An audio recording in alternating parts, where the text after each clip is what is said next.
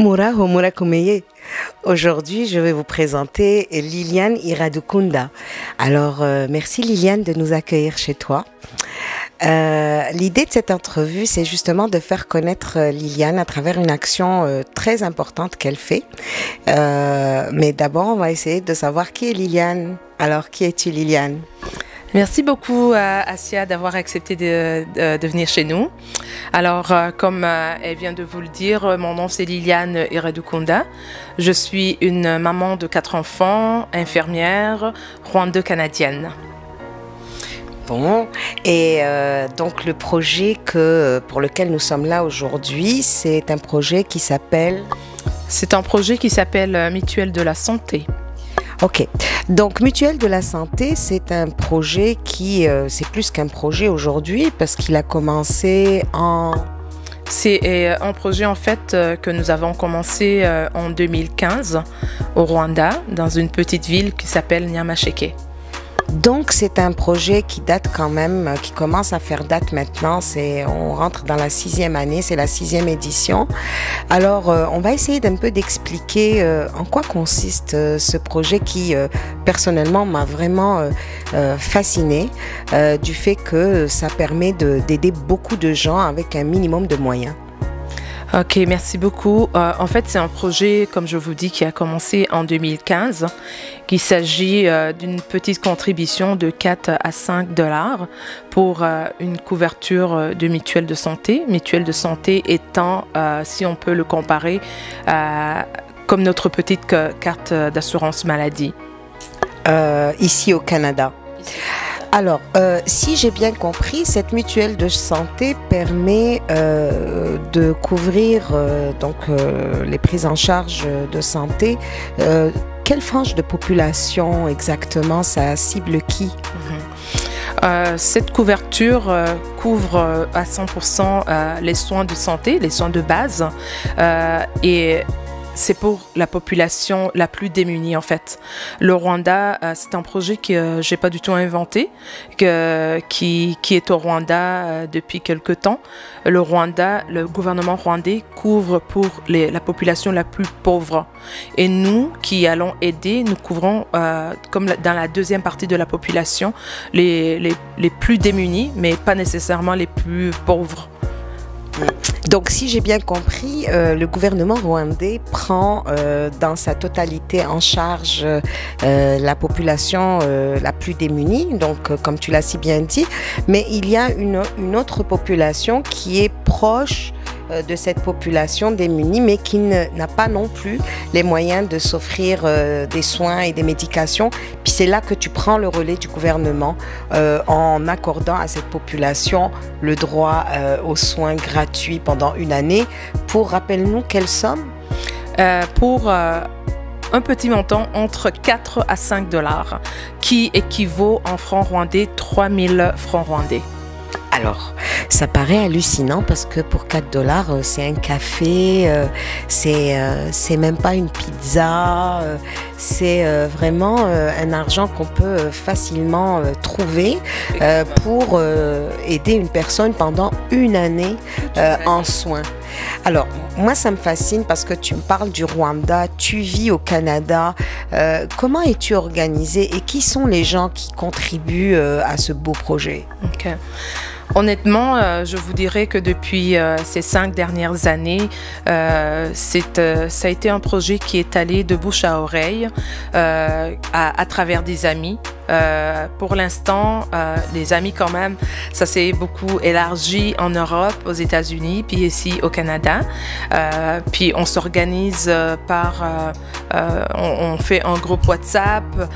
Puis je te dirais, Assia, qu'un de mes plus gros projets, un grand de mes rêves, c'est de faire de ce projet une grande fondation pour que ça puisse aller toucher plus de monde. C'est sûr, c'est sûr. C'est certainement le devenir de ce beau projet. Alors, tu dis qu'il y a des amis. Les amis, mais y a-t-il aussi des représentants? Tu dis en Europe, tu aurais une représentation en Europe. Comment ça se passe là-bas? Est-ce que c'est à l'identique d'ici ou s'il y a une autre procédure? En fait, c'est la même chose qu'ici. Il y a une personne, une représentante en Belgique. C'est à peu près elle qui va ramasser tous les dons des donateurs de l'Europe. Toujours, je vous dis que c'est toujours encore dans la communauté, donc entre Rwandais. Donc, il y en a une représentante en Europe. Il y a moi ici au Canada, puis il y en a une autre aux États-Unis. Ok, donc quand même, vous avez marqué vos bases pour ce qui sera la fondation de demain. Alors, je pense que cette fondation est sur le point d'être créée, mais en attendant que tout cela soit mis en place, ça fait quand même 6 ans. La question que pourraient se poser éventuellement les gens, c'est comment te faire parvenir cet argent et puis comment cet argent parvient aux gens qui en ont besoin. D'accord. Une très bonne question, excellente question. Pour me rejoindre, il y a toujours le numéro que vous allez voir en bas, le 514-570-0977 avec l'email de lilyfleur@gmail.com. Ça, c'est pour me rejoindre. Et en me rejoignant, je vous donnerai les coordonnées pour nos représentants de l'Europe et des États-Unis. Puis quant à comment cet argent-là rejoint l'Afrique ou le Rwanda, je passe toujours par le gouvernement. Puis c'est le gouvernement qui m'indique c'est quelle région, c'est où aller pour la région qui a été, qu'on a recueilli la population la plus démunie. Alors, l'argent passe par le gouvernement, puis c'est à partir de cette organisation gouvernementale que ça va aller aux personnes désignés et ils achètent leur mutuelle, puis voilà, leur couverture est faite pour l'année. Puis j'ajouterai aussi quelque chose, Asia. Depuis que nous avons commencé, en 2015, figure-toi qu'on payait pour 500 personnes, puis aujourd'hui, on est rendu à 2000, 3000 personnes de couverture. Bon, ça c'est un beau succès. Ce que je retiens de ce que tu me dis, c'est qu'en fait, toi, sur le terrain, c'est pas toi qui détermine la cible. Tu passes par le gouvernement qui, lui, déjà connaît les gens qui sont, disons, dans le besoin et finalement, ils accueillent tes dons, les dons des gens, pour mieux les distribuer. Et ça offre aussi une garantie pour que l'argent arrive à bon port. Exactement. Donc, une fois que moi j'ai recueilli des fonds, bien sûr, je vais aller voir le gouvernement. Puis c'est le gouvernement qui connaît la population, qui, au-delà de l'année, ils ont évalué, puis ils savent c'est exactement qui en a besoin. Et alors, c'est à leur tour de faire la bonne distribution à la bonne personne. Par contre, je vais me charger de savoir est-ce que ces gens ont bien reçu leur couverture. Puis en revanche, je reviens pour mes contributeurs, mes donateurs, pour leur faire part de ce qui s'est passé et la couverture à qui ça a été adressé.